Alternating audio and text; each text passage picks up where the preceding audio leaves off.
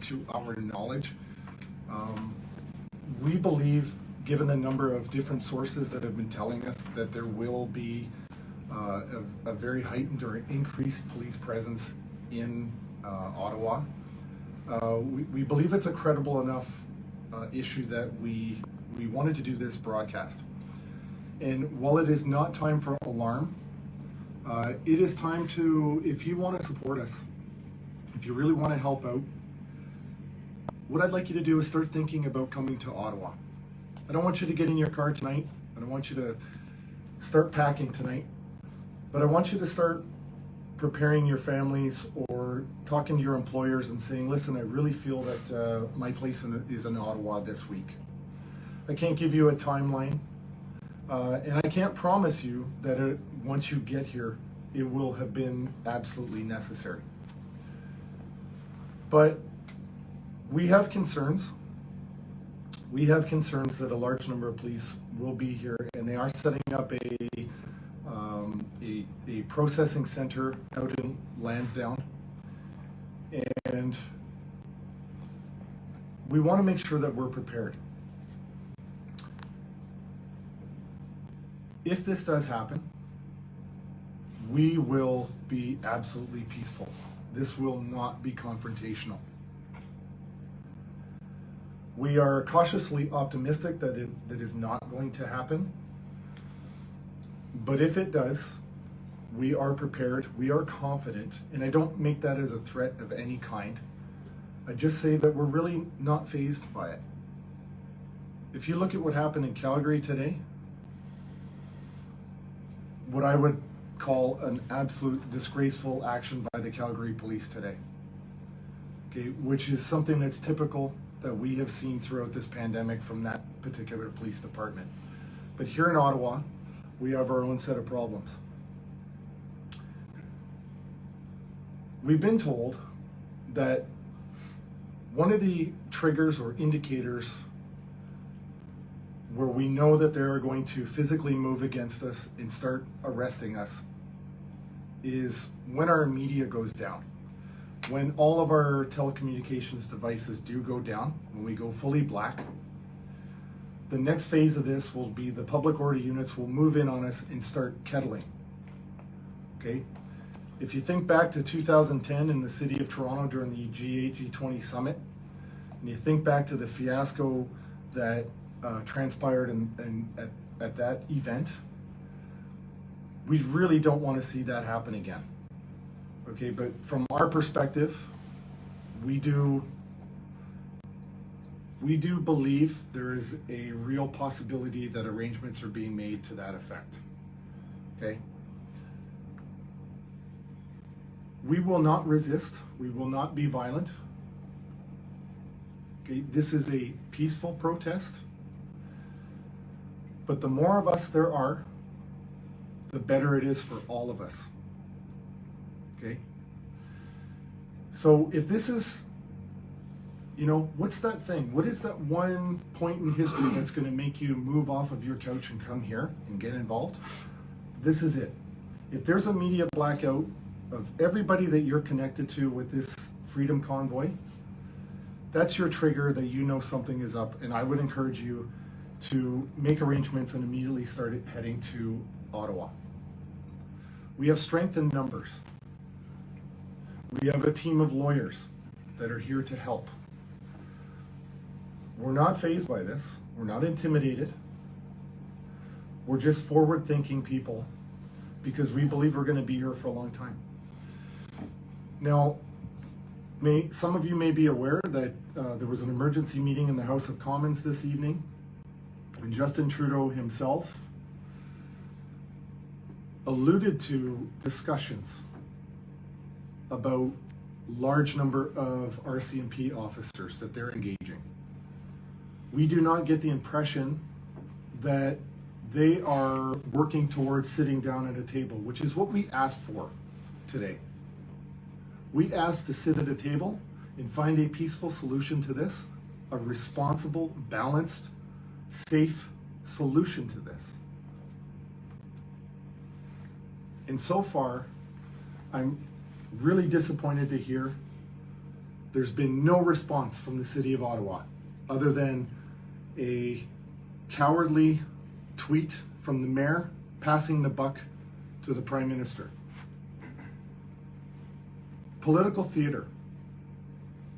I'm here with all these people behind me and all of you viewing from home, expecting leadership from the people that we sent to this city.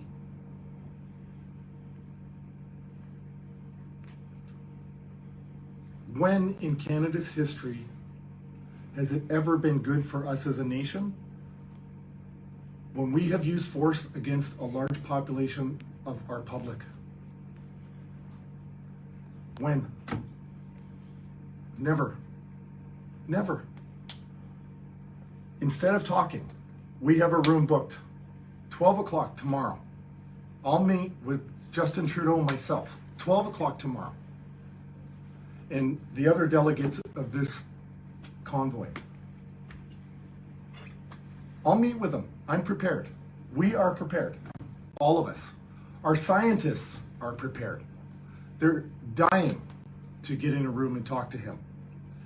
And when I looked at his comments tonight, the Prime Minister of Canada's comments, and I forgive my frustration, but he seems to be a one-trick pony. You know, we want actual, tangible result. But to sit here and to insult Canadians consistently every day, he used the word swastika against his own Canadian citizens. And his constant message is the only way out of this is through a vaccine that nobody wants. Nobody wants this vaccine because they want to be protected from a virus. They're getting inoculated against unemployment. We're here to talk. Let's find a peaceful resolution to this. I want to go home. I want to go home. But I'm not. I'm not going until I'm no longer needed here. And based on all the support that we have from the people of Canada, I have an incredible amount of support and a lot of people that seem to want me here. And I'm not going home until the job is done. Okay? I am not calling for violence. I'm not expecting you to get into your vehicle, drive here, and create problems, create crimes. Okay, that's not what we're saying. Strength in numbers. We got sent here to send a message. The message isn't getting through. He's not getting it. And I apologize if I'm bashing the guy, but honestly, from my assessment, he's got a 22 caliber mind in a 357 world. Okay? Let's get at a table, for God's sakes. Enough hiding. I'm willing to sit at a table with the Conservatives and the NDP and the Bloc as a coalition. I'll sit with the Governor General. You put us at the table with somebody that actually cares about Canada. You know, and a note on that, there's no more Mr. O'Toole. Okay? And he talked about an election today that Canada voted for vaccines. I'm sorry, there was no vaccine on any ballot that I saw. Okay? Nobody in this movement voted for vaccines to be forcibly coerced into their bodies. That's insanity. Okay? So I'll talk to any level of government that can actually get a decision done. Okay? Because I can see clearly, we can see clearly, the Liberals don't want to talk to us. We want to talk to them. We will talk to them. They are the official government of Canada. But can you just come and meet us at a table? Please. Okay. With that, Bridget has a few things that she'd like to talk about. We have a doctor for truck drivers and those that may not be able to get medical help. He is the Providence Healthcare. He is a GP that has lost his position due to COVID mandates. And his name is Jeremiah Hadwin. You can reach him at 1-888-815-1930 or www.providencehca.ca. providencehealthcenter.com. So for anybody that's looking for a doctor who is also like-minded. We're good? Yep. Does anybody have any questions? I have two for you Okay. right now. First one. So what does it tell you when you request a negotiation and the response essentially that comes is rumors of increased police capacity? Well, that's a great question because if anybody tuned into the live feed that we had done this morning, we recognize the position that the Chief of Police for Ottawa is in. He has been put in an impossible situation. He cannot deliver, and I've said that this morning. He cannot deliver on what we want. He is being somehow used as a doorstop in not actually helping things progress in the right direction. This action is absolutely irresponsible on the part of the government. But to be clear, the police cannot solve this problem. They can solve this problem with force, right? They can solve this with force. But do they really want to go down in history as a police force that is going to have to now apologize to yet another group 10 years from now? Do they want that as their legacy in the nation's capital? So it's frustrating. It's very frustrating. They just can't solve our problem. We want the politicians. They were elected to solve these problems. That's who we want to talk to.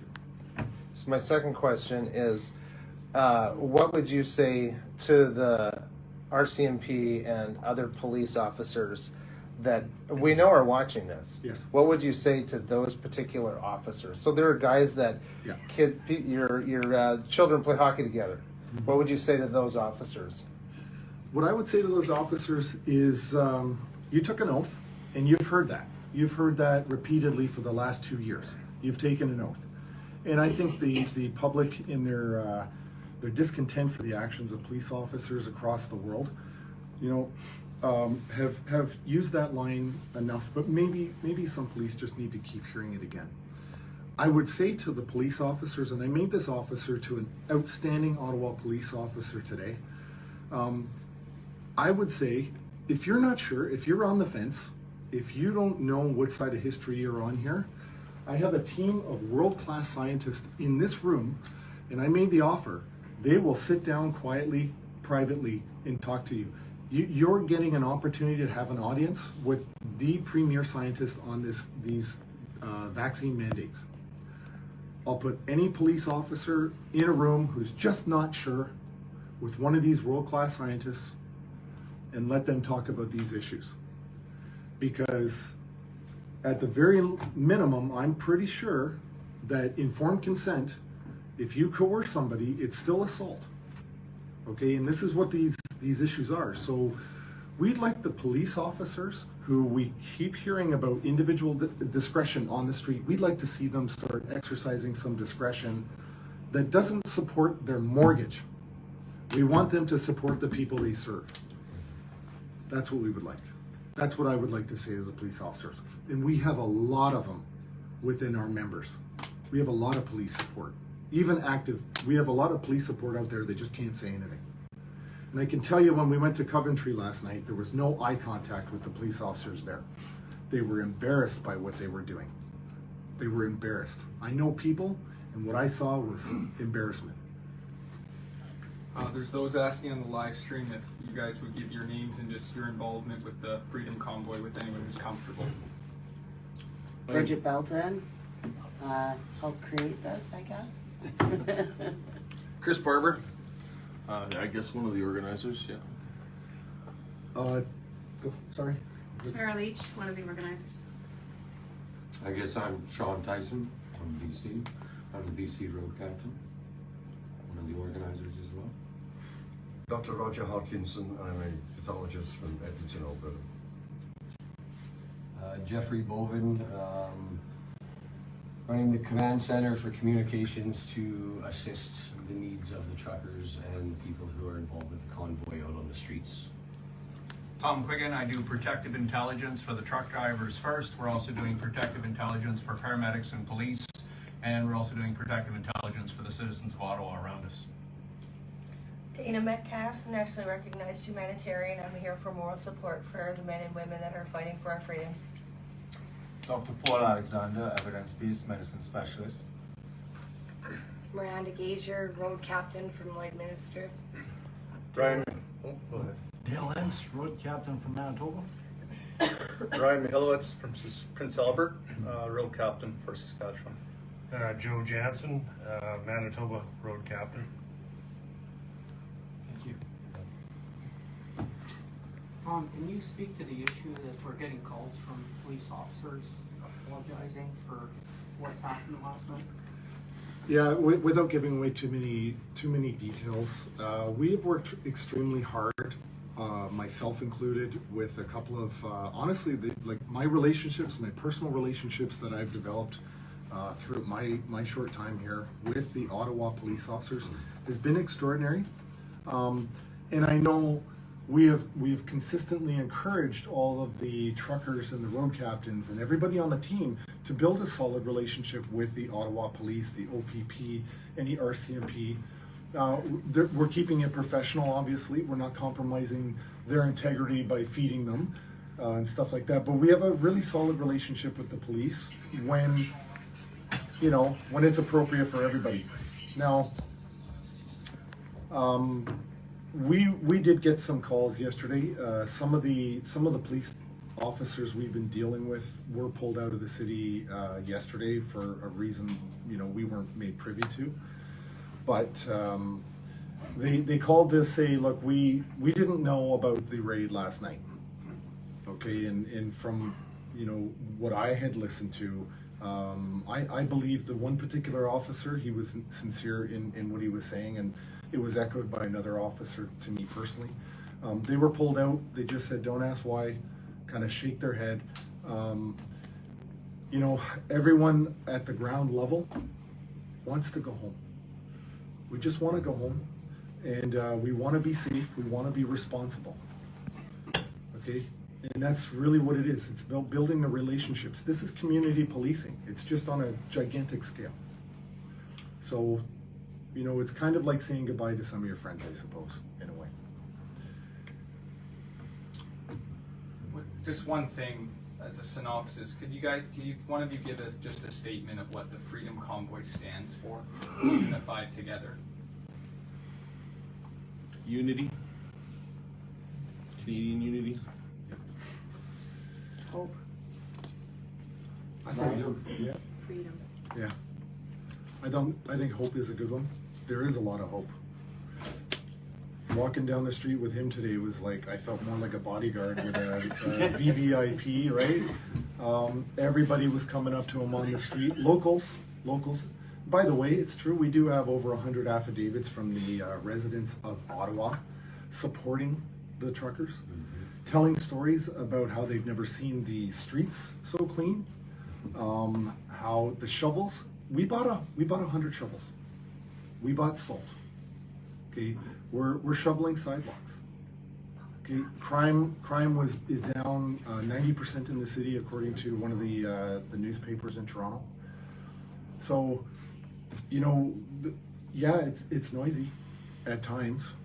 Do you want to hear horns, or do you want to hear "Oh Canada" every hour on the hour? What would you guys prefer? Do you want to hear a resounding chorus of "Oh Canada" come from your nation's capital, or horns? I like the horns. You like the horns? I love the horns. I love the horns, but oh, Canada for sure. Any more questions from the floor? Or Doctor, I know you want to say something? Oh, well, I mean, if you look, I just wanted to say something that's very important that the Canadian people understand, which is that when you see Hodkinson or myself here, we don't represent just a small portion of doctors and scientists in Canada. I have literally thousands of emails and telephone calls from doctors across Canada and across the world, United States, particularly Ontario and rest of Canada, telling me, look, you guys, you Hodkinson, you Poness, you Alexander, you have been the brave ones and the courageous ones. but we stand behind you. We are fearful. We're going to be targeted by the government, by our colleges. We're going to lose our appointments and our income. So please, please don't keep quiet. You wage the battle. You stand behind the trucker. You give them the science that they need, because we know 100% of the science is behind the trucker. So you be our force and our tip today for us. And I wanted to share that. One of the viewers is asking about safety. People are concerned about safety. Can you speak about that? We've seen nothing but safety since we started this. I think the best thing is watching everybody hug each other, which I know in Calgary is not a good thing to do, but we're hugging each other. We're not wearing masks. We're smiling. This is the best thing I've seen in the last 2 years in Canada. I have never felt so much love. I had a couple Ottawa City. I had a couple Ottawa City residents come up to me today, and they said they had to come out and see for themselves how bad it was, judging by what they've seen on the news, on the local news and the what do they call it, the legacy news media. Yeah. They come out here to see people hugging and handshakes, and they were totally amazed, absolutely amazed. They said it's totally different than what they were portrayed, what we've been portrayed as. A little 70-year-old woman actually stopped me just this evening out on the street, and she was quite concerned because she walks these streets all the time for her exercise, and she was quite concerned because she noticed a few of our trucks might be missing out of some of the rows, and she was quite concerned because she said Ottawa citizens everywhere want us here, and they didn't want to see us leaving, and she was concerned that we were leaving. Is it concerning that city councillors would use the word insurrection? Yeah. Tom's hot button. Tune in tomorrow. Yeah. If okay, maybe that's a hot button issue for me, but I gotta say, I've played that recording to several people, and the hysterics coming out of, like, the comments were so.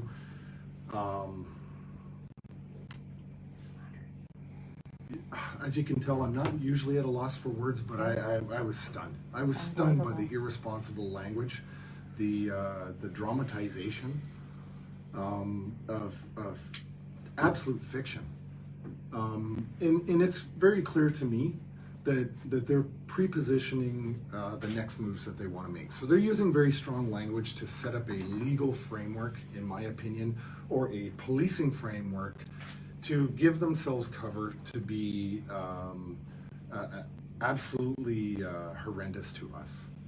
And so it was really, the language chosen in that meeting was very specific, very specific. She said the words, Diane Dean said the words, the chief repeated the words, this morning I repeated the words. So you're getting three people saying the same set of words, but, you know, one is to put on a lot of show to create themselves a legal framework. I said the words to highlight that level of rhetoric and irresponsibility is just going to get someone hurt. Yeah.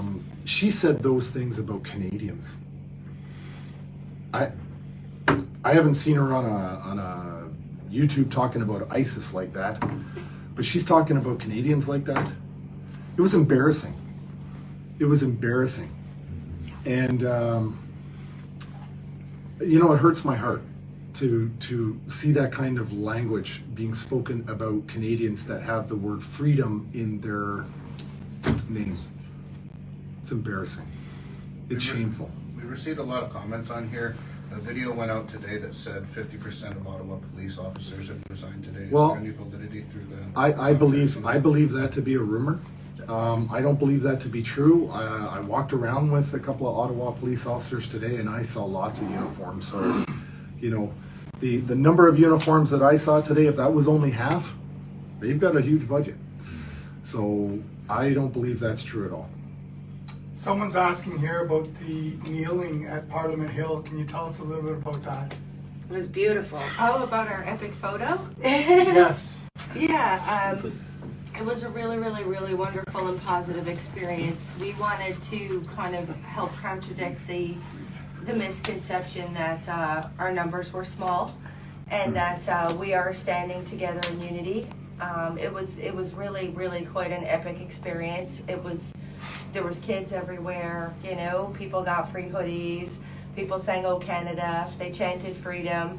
You know, my piece is morale and to help you guys see the more humane picture of what's happening here. But I will tell you that I would strongly encourage people to contact the municipality of Ottawa to help us get some of the things that we need in order to keep the situation humane, like porta potties and things like that. There's a huge outcry for those things, and they're being leveraged. You know, the basic essentials of life are being leveraged for police, you know, what they want to have happen. At the end of the day, we are all human beings and we are all Canadians. So if you guys could do your part and put some pressure on Ottawa City Police to help us keep our families that are safe in these trucks with the basic essentials of life. That's what that photo was for. Was to show unity and that we are human and that we do have a presence here, you know, and it's an acceptable presence here. We didn't storm Parliament. We took a kneel at Parliament to show that we are here and we are at the mercy of our community and our country to help us get this done here in Ottawa. Tamara, could you speak on some of the best ways to help people in Ottawa, both financially and with support? For the truckers, yeah, we have an Adopt a Trucker program. That's adoptatrucker.ca. We set up the Give, Send, Go, which is an alternative Christian-based platform as opposed to GoFundMe. We still have the e-transfer email set up. So also, I know up at Parliament, I was up there today, there's a great big jug that you can donate cash to right by the stage if you want. And that money can get to them right away. So. And we're working on a couple of NFTs. Nice. They'll be coming out through paralleleconomy.com. And we'll be looking for an auction house to auction off a few sweaters with the names of some of the organizers on those shirts. There will only be one of each size. That will be the only ones that will ever be done. So between 5 and 6 will only be ever released with all these signatures on them. Someone's asking, what is it, what's the encryption on the hoodies? What does it mean? It's 10-7, it means out of service. And what's on the back? I got it. I got it. There we go, she's got it. Freedom Convoy 2022. I'd like to ask another question. This seemed really to be a contest for hearts and minds.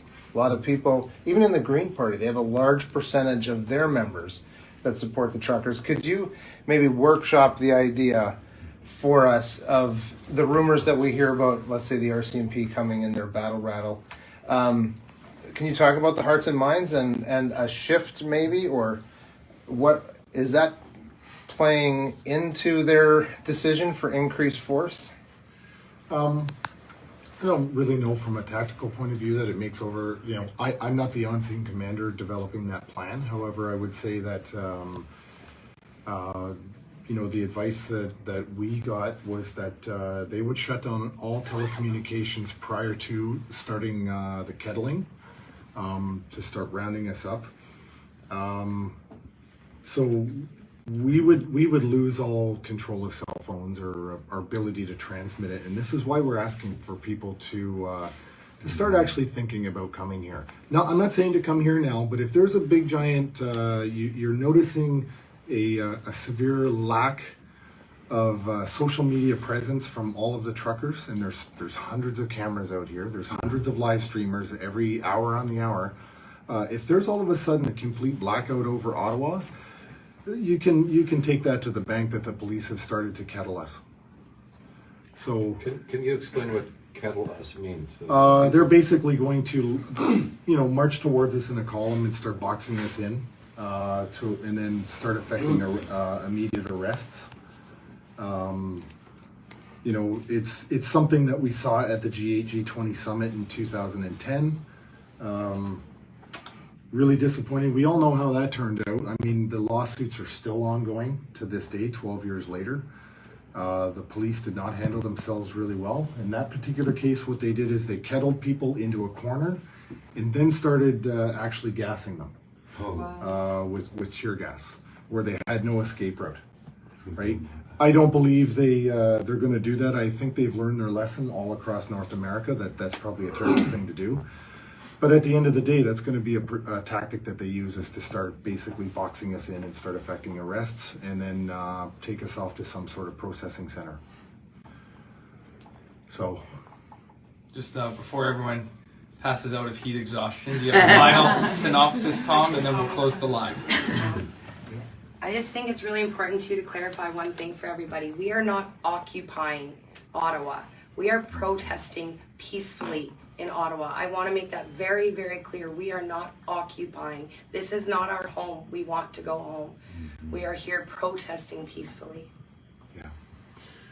You want a synopsis?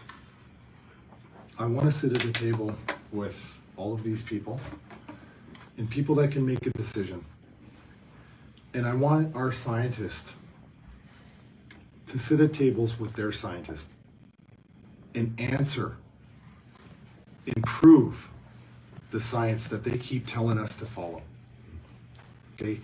Because from our perspective, or from my personal perspective, all I'm seeing is political science, not actual medical science. And I'm tired of seeing that. Okay? I think the Canadian viewers or the Canadian public are smart enough to know the difference between political science and theater and actual medicine. But the mainstream media keeps censoring. They block purposely. You know, it's almost akin to something you would expect to see in North Korea and China, the way they control the media around here. And I'm sorry if that upsets the mainstream media, but you've been disrespecting viewers for 2 years straight, and I'm sure even long before. It would be great if they started actually reporting the news instead of creating it. Okay? We have the scientists that want to sit down publicly and talk about these issues. We want to get the word out and tell the public. Let the public decide. Let the public hear both parties and let the public decide. Okay? Don't coerce them into getting a jab. Let them decide for themselves. You know, and from my limited understanding of the law and informed consent, but I always understood it to be a two-part formula. Okay? I'll give you my consent when you give me the information. And since these long-term safety studies are not yet complete, the clinical trials are not yet complete, how can you give me the information? How can you give me the information for me to take a decision or to consent when I don't know the risks? And when you're concealing the risks, I know they're concealing the risks. They know they're concealing the risks. Let the public know. Let the public know what the risks are. And let them make a free choice, which is their constitutional charter right to do so. I want to get at a table. Great. Well, thank you all for your time. We'll close the live there. Thank you. Good job. Good job, guys.